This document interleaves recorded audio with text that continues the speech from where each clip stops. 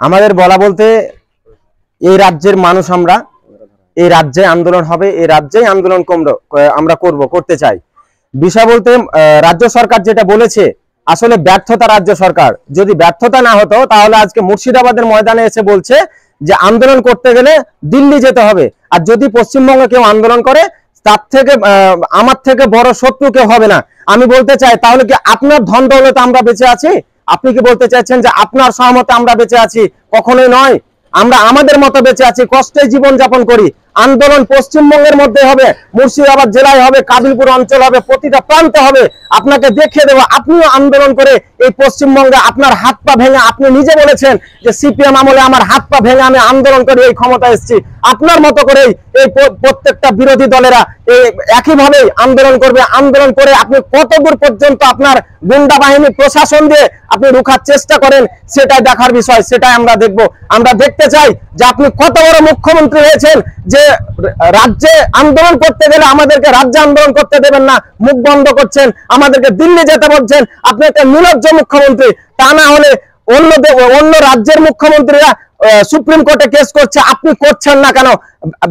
বিরোধীরা কেন কণ্ঠস্বর করছে? আপনার লজ্জা করা দরকার ছিল। মুর্শিদাবাদের মাটিতে এসে আপনি যেভাবে কথা বলছেন, সাম্প্রদায়িক যে উস্কানিমূলক কথা বলছেন, কেন এই মুর্শিদাবাদ এসে বলতে হচ্ছে আপনাকে? মুর্শিদাবাদকে কেন পিছিয়ে রাখা হচ্ছে? মুর্শিদাবাদের মানুষের উপর কেন অত্যাচার করা হচ্ছে? মুর্শিদাবাদের মানুষের যখন আপনি শুভেন্দু অধিকারী সিআরপিএফ চাইলো, যখন এখানে জওয়ান চাইলো, তখন আপনি হুট করে এখানে আপনি দিয়ে দিলেন ইন্টারনেট পরিষেবা বন্ধ করে। কি বুঝাতে চাইছেন?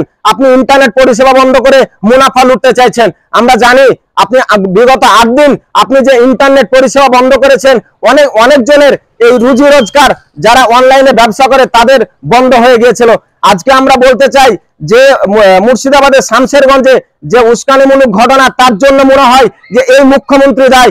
কারণ এই যে বিজেপির একজন গুন্ডা বাহিনী, সন্ত্রাসবাদী যেভাবে হিন্দু মুসলিম নিয়ে দাঙ্গার কথা বলছেন, তাতে আপনার মুখ্যমন্ত্রী হিসাবে স্টেপ নেওয়া দরকার ছিল, আপনাকে তার এগেইনস্টে কেস করা দরকার ছিল। কিন্তু আপনি সত্যি একটা ব্যর্থ নোংরা মুখ্যমন্ত্রী। আপনাকে ধিক্কার জানাই।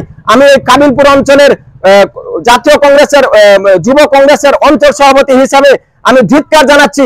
আপনাকে লজ্জা করা দরকার। আপনার নেতা, এমএলএ, মন্ত্রী যতজন আছে তাদেরকে লজ্জা করা দরকার। এই যে মুর্শিদাবাদের মাটি বারবার মুর্শিদাবাদকে পিছিয়ে রাখছে, একদিকে যেমন মুসলিমদের ভোট ব্যাংক হিসাবে ব্যবহার করছেন মমতা ব্যানার্জি, অপরদিকে দেখা যাচ্ছে সুতির সভা থেকে যখন বলছেন অকাব্যি আন্দোলন করতে গেলে দিল্লি যা, সেই মঞ্চে দেখা যাচ্ছে মুসলিম বলে নয় বিভিন্ন বিধায়ক মুর্শিদাবাদের, যারা সংখ্যা লঘু বিধায়ক এখন এই মুহূর্তে মুর্শিদাবাদের, তারা একটি মাত্র কথা খরচ করতে পারছে না। তারা কি মুখ্যমন্ত্রী তার পদতলে? তারা ব্যর্থতা, তারা বলতে পারবে না। কারণ তারা যদি বলে তাদেরকে দেখা যাবে যে দল থেকে বহিষ্কার করেছে। সেই কারণেই তারা বলতে পারছে না, তারা মুখ খুলতে পারছে না।